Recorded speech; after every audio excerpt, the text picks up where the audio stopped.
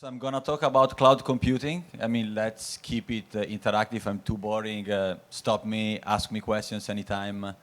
A quick intro about myself first and the rest of the team. I'm the founding partner and CEO at Eterna Capital, which is an investment fund investing in blockchain projects at the very early stage. We invest in both token and equities. You can find all our investments on our website, eternacapital.com. Before Eterna Capital, I used to run my own company, and my three colleagues used to work for BlackRock in London. I think for us, the point is always how do we add value when we basically take investment decisions. And one important element is for sure research, ensuring that we really know what we're talking about. We research on the verticals we think are more relevant, and the cloud computing is one of them. We think there is a lot of room for blockchain to disrupt cloud computing. And the presentation I'm gonna show you today is basically a subset of a research paper from our head of research, Mattia. If you're interested in the full research paper, you can just Google Eterna Capital Cloud Computing. You will find a quite long Medium post, and there you can find all the details about it. But let's start now with the presentation. So the way I broke it up is as follows. So the first part is just about giving you a snapshot of the current market on cloud computing. In the future, how is it going to look in the face of more data being produced globally, and then saying, okay, can we actually use a decentralized approach to cloud computing, and then explore a few solutions on the blockchain space. Before I start, does anyone know what cloud computing is? Does anyone want to give a definition, like an example, like what is an example of a cloud computing application? Is anyone brave enough to provide an example? Sorry? Mining. But like for me, like the most easy example is, for instance, Gmail, right? You're not hosting the Gmail on your own server. If you go to Gmail, you then also have many other services you can use. You have G drives, which is basically Excel on the cloud. And yeah, the idea is that you don't host the operations on your own server, on your own laptop, but is in the cloud. And if you see how the cloud computing market looks like at the moment, is dominated by a few key players, being Amazon, Microsoft, and Google mostly. Amazon with Amazon Web Services has around 33% of the market, and is a sector that is really growing very fast. By 2021 is expected to have 300 billion in global revenue per year, and in 2017 we were in a situation where we had 17 billion per quarter. So it's growing exponentially, but as I said, is dominated by large corporations. Then what's happening? These corporations, they see that, oh, it's so popular, and there are so many things you can do with cloud computing. So what's happening is they are making existing products relatively complex. They are deploying many new features. Amazon Web Services and Microsoft, they're releasing 40 to 50 new cloud features every month. But what actually organizations do in the end, they only use a handful of those features. So by 2020 is a sector which is expecting to triple, even in terms of number of providers, but existing solutions are getting quite complex. Now, there is a research from Gartner that points out what are the main risks of cloud computing. And first of all, cloud computing is emerging as one of the main risks for corporates. And the main concerns are around security, because If you have information and the computing power on the cloud, then you need to grant access to a third party to access that. So there might be security breaches.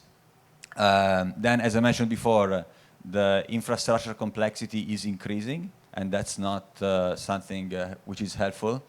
And as well, you know, cloud providers, they should be careful about things like downtime. Like if the server goes down, then you cannot access whatever you want to access. This is a problem. And then other concerns as well to highlight is in the context of the new regulation on data, on privacy, like the GDPR, it's called GDPR, there might be concerns since cloud providers sometimes may fail to meet the GDPR legal needs. And then as well, as I mentioned, like the risk of data loss in case these servers are hacked. And then as well, one problem is if you have, in the end, a central organization like Amazon, Google, or Microsoft running the servers, you are at risk of that organization modifying your data or changing something. And it's nice now to bring a more like a blockchain slash crypto anecdote.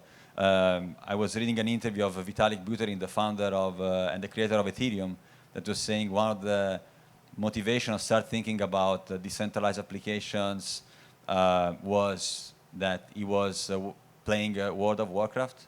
He was a big fan of World of Warcraft, and one of his main characters had his features altered by the company that was basically providing the game. So it was like, why? Like they basically decided arbitrarily to do that, but in a context where this is on a decentralized governance, that will not be possible. So that's something to bear in mind as well when we have this kind of central organization managing such important tasks. Then, second part is about the future, how the future is going to look from a data standpoint. What we see is that we're going to have an avalanche of data produced in the future, more and more. Just to give you an interesting piece of information, 90% of all the data produced by humanity since the Big Bang until now has been produced over the last 2 years. So this shows you the rate at which data is growing. And now with the Internet of Things, things like self-driving cars will have exponential growth of data production. Just think that for self-driving cars, a self-driving car can produce up to 1 gigabyte of data per second. So in this context of having an enormous amount of data available, you need to find smart ways to deal with such data. The thing is, the main question is, in this context, how can a centralized cloud infrastructure support that level of computing power needed? And at the same time, ensure that it's still scalable and there are, let's say, the risks of hacking and compromising the data is minimized. Then what you can think about is to say, okay, we moved from having everything on our own servers and laptops in the clouds. Now let's try to maybe think about a decentralized approach towards operating data in the clouds. What is happening now is that on cloud computing, many of the computations are getting performed on the so-called edge devices. So devices that are closer to the end user. For instance, to give an example, routers. So the idea is that you don't do the entire computation in one massive cloud, but you delegate some tasks to these edge devices. And this makes everything more secure and makes everything even more scalable. Now, here to just give the level of how the opportunity for edge computing is, just look at this graph. So it's showing the usable data created per year versus the data center traffic. So on the bottom line, you have the data center traffic, The data are in tens of zettabytes. 1 zettabyte is 1 trillion gigabytes. And you see that there is a massive gap between the usable data created per year and the data managed by data center, meaning that there is a lot of data usable. Like in 2021, you have 85 there, but the traffic is forecasted to be only 21. So there is a big gap that is not addressed unless you actually do the right steps from a technological standpoint. And then the reality is that having sharing computing power is not something new. It's something that in the past has been used already. Here is an example of SITI Home that was a scientific experiment at the University of Berkeley.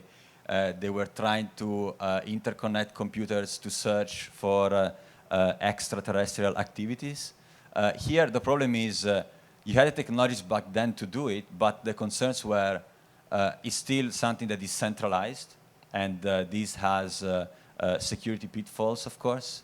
And the main point is there was a lack of incentivization plans. It was like a peer-to-peer situation, like BitTorrent, let's say. It worked fine, but you did not have strong incentives for actors to provide value to the network. And then the problem was also about the lack of verifiability of the correct performed computation. So there was no check at that point. So the idea is, okay, that's something that was used. Can we now go one step further and see how blockchain can help bring this technology to the next level? Yeah, I think we can, and there are several examples that are trying to do that. One of the main, let's say, the main benefits of blockchain, of plugging blockchain into it, is that, first of all, you allow a true decentralized system that will make everything more secure. Because, of course, if you want to hack that, you don't know where to start from. You don't know where these servers are located. And as well, from an incentivization standpoint, you do have tokens, native cryptocurrencies that they serve to incentivize the various players in the network. So again, to summarize, like, what are the main challenges of the cloud solutions, even if you want to use blockchain? So first of all, it's fine. We can have incentivizations in place, but we need to ensure that the incentives are structured in a proper way, right? There are many ways, you can be very creative from the point of view of which consensus you want to use, but you need to ensure that it's the right one for the kind of application that you want to deploy. And then one key part is to make it scalable. We have seen many blockchain solutions being very interesting, but the main bottleneck of the technology is to ensure that they are scalable, secure, and decentralized. So the so-called blockchain trilemma is actually solved. And then as well, if you want to verify the computation, you need to ensure that this is done in a proper manner to ensure that malicious attacks are avoided. And then as well, another element is about these so-called oracles. So if you have a system that connects the blockchain to the real world, whoever inputs the information in the blockchain should be someone trusted, because that's something that is difficult to decentralize. And again, you need also to manage the risk. So, I mean, this is like in some cases you can have that in case there are attacks, and some blockchain might also have the capabilities to revert some of the past transactions. You need to ensure whether this is appropriate based on what you are doing. Now here we are going into a few applications that are quite interesting in my opinion. As a disclaimer, we did invest as Eterna Capital in one of them, Definity, but I'll go fast on them because they're actually quite complex if you go into all the details. So if you have any questions, feel free to ask me as well later on, or feel free to go and read the entire white paper. But I'll try to basically tell you the peculiarities, what they have different one from another, but in the end, they all try to solve the same problem. So bringing cloud computing on the blockchain and decentralizing it. So the first is Ankh network. The approach they have towards cloud computing is to say, okay, fine, you have an edge device, cool. You can all connect and you can share together the unused capacity. So you can sort of create like a marketplace, like a sharing economy marketplace for excess of computing power. And they then said, okay, one very complex thing to do in cloud computing if you use blockchain is to create a so-called virtual machine. So some projects, what they say is, okay, let's bring the entire cloud computing on the blockchain and create a sort of supercomputer, and then we just have very minimal hardware to connect to this supercomputer. What Anker is saying, okay, look, let's not do that. Let's just have these small providers that they connect to each other, and then let's just make digitized like one part of the process to ensure that we have like different clusters, and those are links to the edge devices, and we don't we just deal with each of them in a separate way. It's like a divide and conquer approach. They've also designed a consensus mechanism called trusted proof of work, useful proof of work, which is, let's say, an improvement compared to the consensus mechanism used by Bitcoin, the so-called proof of work. And I mean, they're currently developing their solution, so we'll see if they'll manage to succeed. The other project is quite interesting, is Definity. As I mentioned, as a disclaimer, we have invested them. Other funds as well have invested, such as Polychain Capital, A16Z, which is the crypto branch of Anderson Horowitz, is actually one of their main investments.